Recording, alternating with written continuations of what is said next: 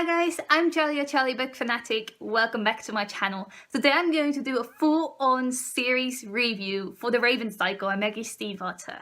This is going to be a spoiler-free review, so if you haven't read any of these books, it's fine, you are not going to be spoiled.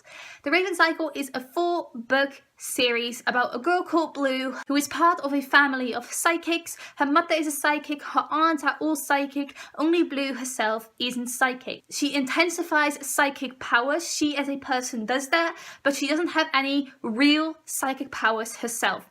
She gets involved with these 4 Raven boys who go to this private elite school called Aglaionby Academy, and Blue isn't too keen on them first. She's kind of prejudiced against the Raven boys, but she soon enough gets involved in all of their antics and they all become very fast friends. And I'm immediately going to dive into this review and be upfront and honest, I did not read this series for the plot.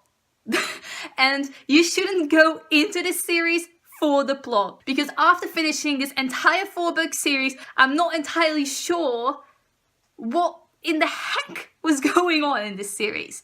What you should read this series for is the characters. If you are interested in well-rounded, dynamic characters with great character development, then you should pick up this series.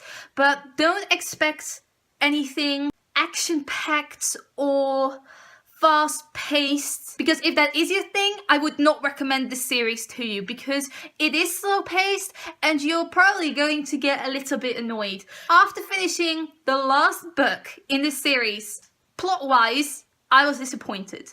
I was extremely disappointed with how this whole story I have been following and anticipating has wrapped up.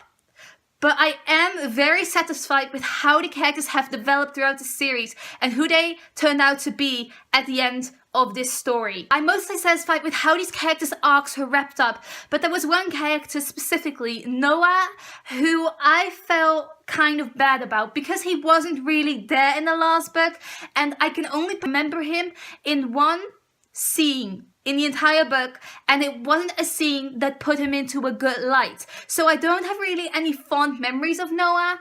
I know his situation and him as a person was explained throughout the first book, but I feel like he deserved a better ending than he did get. One of my favorite characters of 2016, maybe my most favorite character of 2016, is in this book, and that is Ronan. Ronan is my baby.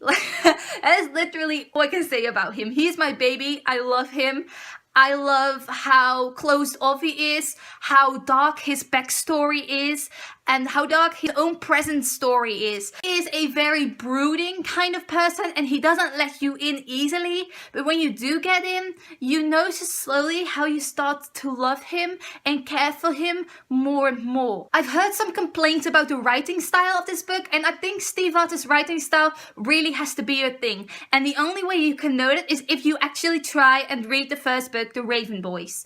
I honestly myself had no problem with his writing style, and I could get through these books so fast because Stiefvater's writing style is very atmospheric, very descriptive, and I like that. I like to be completely immersed in the story and feel like I am part of these characters' world. I do think if you do decide to start this series and you haven't started it yet, that you have to kind of binge read or read these books like right after the other. It took me a while for me after the 3rd book to pick up the 4th book, and I noticed how much I started to forget about this story, and it took me a little bit to get back into it because I had started to forget certain events that had happened before the 4th book commenced. If you are going to read the series, then you do it quickly, and that might not be your taste, but I think you would get the most out of this entire story if you did read them quickly after each other. I think my overall enjoyment of the story was kind of disadvantaged because I waited so long after the 3rd book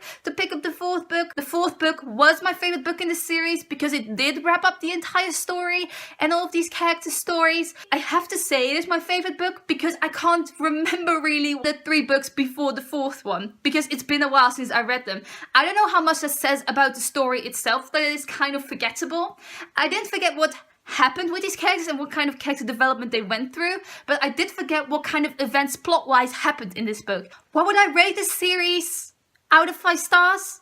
I think overall I would rate the series 3 to 3.5 stars. It wasn't the most amazing series I have ever read. I loved the characters, but the plot is kind of important to me as well. Like, I do want a book I can get into and that is kind of fast-paced, some more action in it, and this series just wasn't that, and I maybe went into it with expectations that were a little bit too high, but I do care about these characters, and I know there is going to be a trilogy all centered around Ronan, so you can imagine how excited I am for that. Definitely picking that up. But would I pick up any other books by Maggie Stiefvater based on reading this quartet? Probably not. So this is my spoiler-free review of The Raven Cycle by Maggie Stiefvater. Let me know down below if you finished this series and what you think about it. Spoiler-free, please. Thank you for watching. Goodbye!